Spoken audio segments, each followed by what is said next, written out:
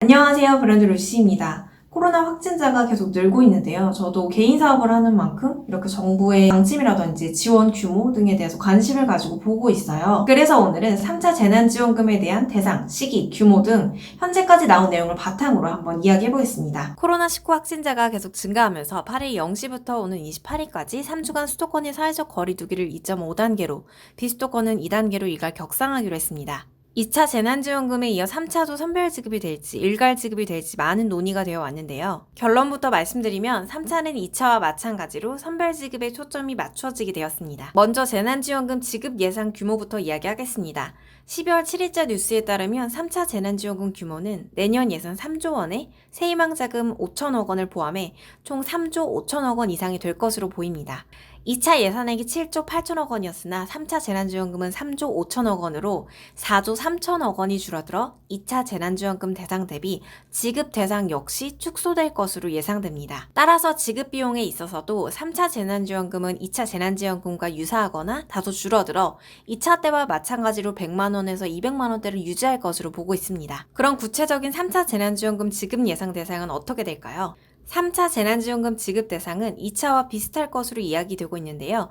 2차 재난지원금 지급받은 대상을 먼저 살펴보겠습니다.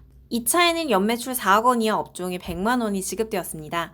중학생 이하 아동가구 지원도 되었는데요. 초등학생 이하 아동의 1인당 20만 원씩, 아동 특별돌봄 지원금 외 중학교 학년기 학생, 비대면 학습지원금 등이 지원되었습니다. 집합 제한 금지 업종에 대한 지원은 식당, 카페 등에 150만 원, PC방, 학원 등이 200만 원, 그 외 유흥시설도 대상에 포함되었습니다. 그 외 통신비 지원, 특수고용 노동자와 프리랜서, 생계가구 지원 등이 진행되었습니다. 3차 지급 대상은 어떻게 이야기되고 있을까요?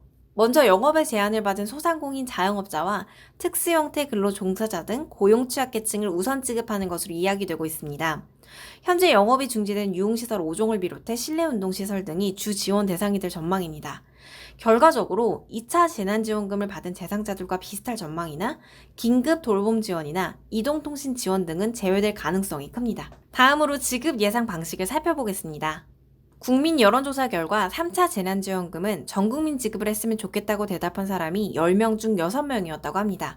국민 일괄 지급을 선호하는 것이 과반수 이상이지만 부족한 예산으로 인해 선별 지급은 피할 수 없을 것으로 예상됩니다. 지급 방식에 있어서도 이재명 경기도지사는 1인당 2에서 30만 원 정도의 지역 화폐를, 유승민 전 의원의 경우 업종 관계없이 소득 기준 계단식 지원을 주장하고 있어 지급 방식 역시 귀추가 주목되는 점입니다.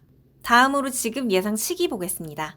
지급 예상 시기에 관해서는 아직 확정되지는 않았지만 2월 설 연휴 전 지급되는 것으로 의견이 모아지고 있습니다. 현재 유력한 확정 시기는 내년 1월 초순입니다. 추가 논의되어야 할 사항에 대해서도 이야기해보겠습니다. 현재 소상공인 대상 집중 지원 예정으로 특고와 프리랜서에 대한 지원이 불명확해지고 있는 상황입니다. 이 층은 고용보험에 가입할 수 없기 때문에 거리두기로 인해 일이 줄어도 일반 근로자처럼 실업급여나 고용유지지원금 등 정부 지원을 받기 어려운 것이 현실인데요.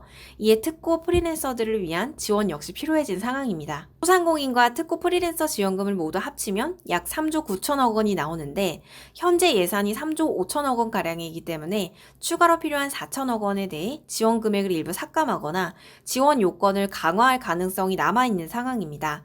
그 외 2차 재난지원금에 포함되었던 청년특별구직지원금, 긴급 일자리 등은 내년 예산의 별도 사업으로 편성되어 3차 재난지원에 포함되지 않을 것으로 보입니다. 거리두기가 2에서 2.5단계 격상시 생기는 변화를 보겠습니다.